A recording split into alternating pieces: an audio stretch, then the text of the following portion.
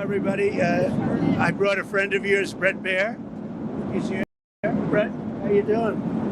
How are you? What will make a success of this summit today? I can't tell you that. I don't know. There's nothing set in stone. I want certain things. I want to see a ceasefire. This is not to do with Europe. Europe's not telling me what to do, but they're going to be involved in the process, obviously, as will Zelensky. But I want to see a ceasefire rapidly. I don't know if it's going to be today, but I'm not going to be happy if it's not today. Everyone said it can't be today, but I'm just saying I want the killing to stop. I'm in this to stop the killing. You know, we're not putting up any money. We're making money. They're buying our weapons, and we're sending them to NATO, and NATO's sending us big, beautiful checks. But that I don't care about that. I care about it was a big factor when Biden spent $350 billion and got nothing.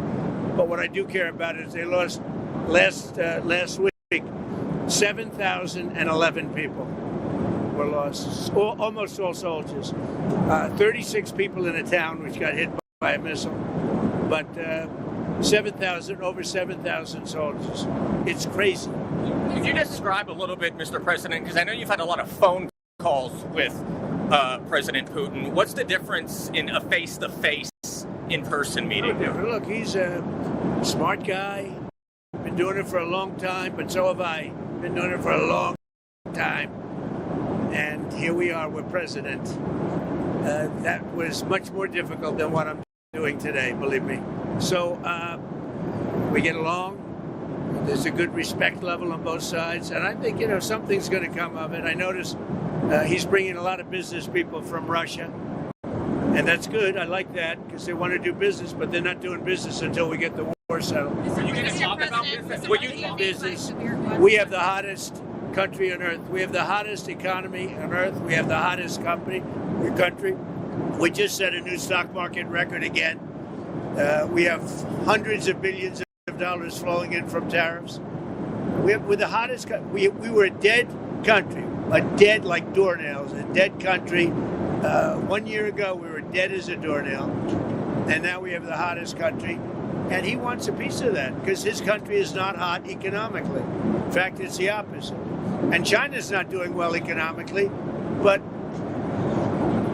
look, I want everybody to do well. The war's got to stop and the killing's got to stop. Mr. President, what do you stop? Thank you for coming back to take questions. We saw that Russia continued its violence into Ukraine last night, launching even more drones. What did you make of that? I think they're trying to negotiate. He's trying to set a stage. I mean, in his mind, that helps him make a better deal. It actually hurts him. But in his mind, that helps him make a better deal if they can continue the killing. Maybe it's a part of the world. Maybe it's just his fabric, his genes, his genetics. But he thinks that makes him, gives him strength in negotiating. I think it hurts him, but I'll be talking to him about it later. It's on the table for discussions today, Mr. President. Are the territorial swaps on the table? Will you be discussing that? They'll be discussed, but I've got to let Ukraine make that decision. And I think they'll make a proper decision.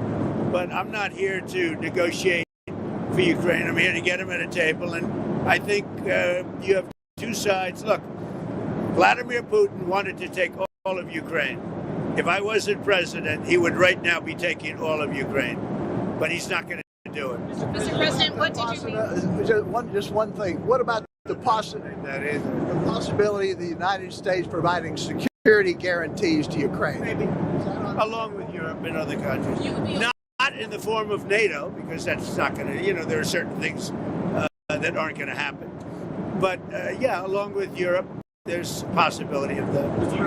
President, the number of business people that President Putin is bringing along, is that something that you want to discuss with President Putin at this meeting? Yeah, if we make progress, I would discuss it, because that's one of the things that they would like. They'd like to get a piece of what I built in terms of the economy. Just so you know, we were a dead country with our economy. He wouldn't be interested.